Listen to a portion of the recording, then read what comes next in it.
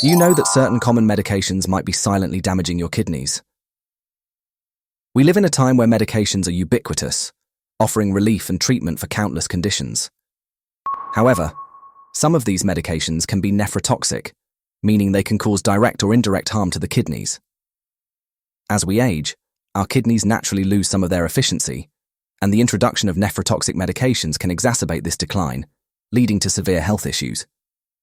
Kidney damage can range from mild dysfunction to complete failure. The risk of kidney damage from drugs, known as drug-induced nephrotoxicity, increases with age and pre-existing kidney conditions. There are two primary types of kidney damage from medications: dose-dependent toxicity, where the damage increases with higher doses, and idiosyncratic toxicity, which is unpredictable and varies significantly between individuals. Understanding these risks is crucial for making informed decisions about your healthcare. In this video, we will explore the impact of common medications on kidney health and provide practical tips for managing these drugs safely.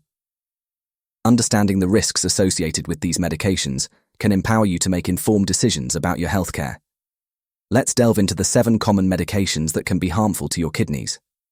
1. Antibiotics. Antibiotics are frequently prescribed to combat bacterial infections.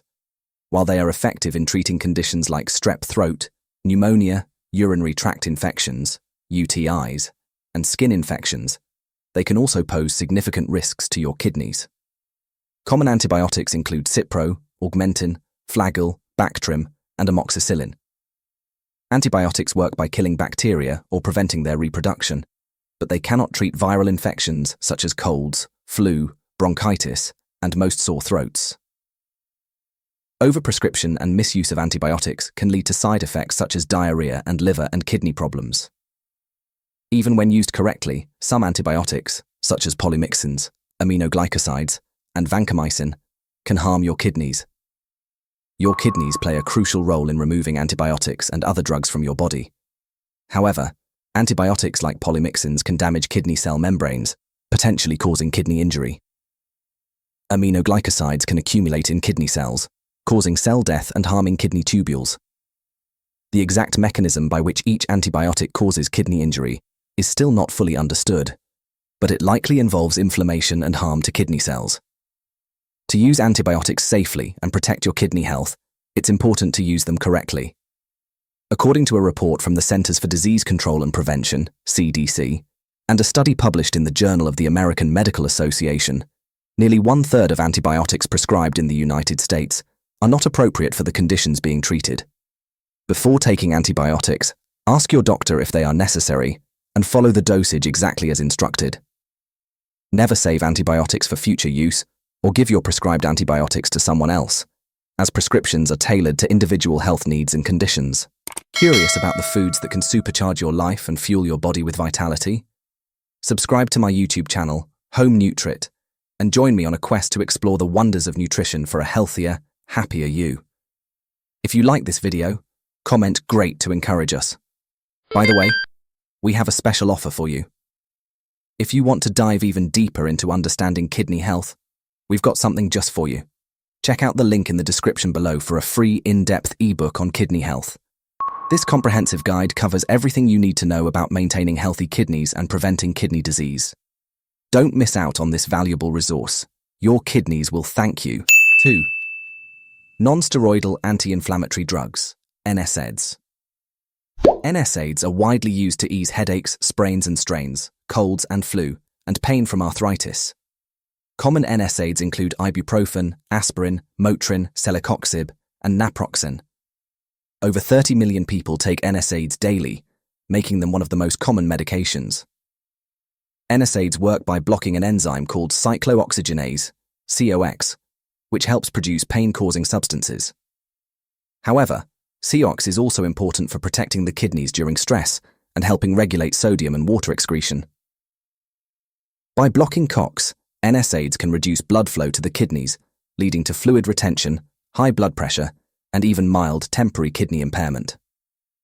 Prolonged use of NSAIDs can cause acute tubular necrosis, where kidney tubules die due to lack of oxygen, and acute kidney failure. A study published in the Journal of the American Society of Nephrology found that NSAID use raised the risk of acute kidney injury by 26%, especially within the first 30 days of use. Another study showed that most patients' kidney function decreased after NSAID use, but returned to normal after switching to another pain reliever drug. Kidney issues stemming from NSAIDs are a significant concern, affecting 1% to 5% of daily users worldwide. To reduce the risk of kidney damage from NSAIDs, limit their use and always follow the recommended dosage. Consult your doctor if you have any concerns or if you need to use NSAIDs regularly. 3. Diuretics. Diuretics are commonly used to treat conditions like fluid retention or swelling, often seen in heart and kidney failure and liver cirrhosis. Some diuretics are available over the counter, while prescription diuretics are typically stronger. Common diuretics include hydrochlorothiazide, HCTZ, bumetanide, Bumex, furosemide, Lasix, spironolactone, aldosterone, and acetazolamide, Diamox. Diuretics work by increasing urine output and expelling excess salt and water through urine. They are generally beneficial for managing hypertension, a leading risk factor for kidney disease. However, excessive use or high doses of diuretics can lead to dehydration, a risk factor for kidney damage. A study conducted from 1999 to 2010 at a hospital found that patients using diuretics had higher rates of kidney disease and its risk factors like hypertension and diabetes. About 27.5% of the cases of acute kidney injury were caused by diuretics alone, while others were due to a combination of diuretics and other drugs. Patients with chronic kidney disease, CKD, should stay hydrated and regularly check for electrolytes and kidney function while taking diuretics. 4. Proton pump inhibitors, PPIs. PPIs are widely used medications available over the counter to treat conditions like gastroesophageal reflux disease, GERD, and acid reflux by reducing stomach acid production. Common PPIs include omeprazole, Prilosec, esomeprazole, Nexium, and lansoprazole, Prevacid. PPIs are effective in soothing acid-related discomfort but carry risks, particularly for kidney health. They have been linked with acute interstitial nephritis, AIN, a kidney disorder characterized by inflammation in the spaces between the kidney tubules. Long-term PPI use can lead to lower kidney function and acute kidney injury, which can progress to chronic kidney disease, CKD. A cohort study published in the Journal of Pharmacotherapy found that PPI users had a 4.35 times higher risk of acute kidney injury compared to non-users. PPI users also had a 1.2 times higher risk of CKD compared to non-users. People taking PPIs should have regular checkups to monitor their kidney function and magnesium levels. 5.